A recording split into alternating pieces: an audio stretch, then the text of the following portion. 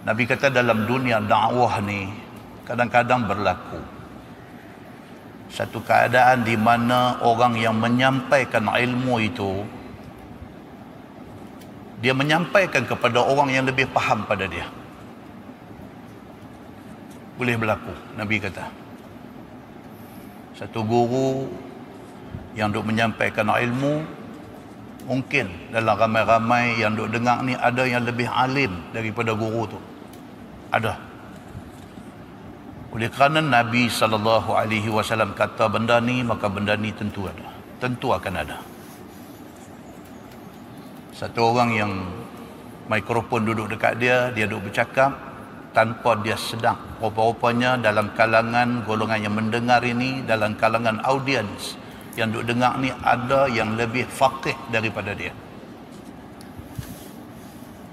Wa rubba hamili fiqhin laisa bi faqih. Hak ni lagi takut. Kata Nabi SAW, dalam dunia dakwah ni kadang-kadang hak duk bercakap ni sebenarnya tak faqih pun. Nabi kata boleh berlaku di dalam dunia dakwah ni satu individu yang dianggap guru, satu individu yang dianggap sebagai tok guru, satu individu yang orang dengar cakap dia. Nabi kata laisa bi faqih. Sebenarnya dia ni bukan satu orang yang faqih. Sekadar dia hafal 4-5 buah hadis, sekadar dia hafal 4-5 potong ayat Quran, tapi gorengnya pandai. Maka akhirnya ramai orang menobatkan dia sebagai guru.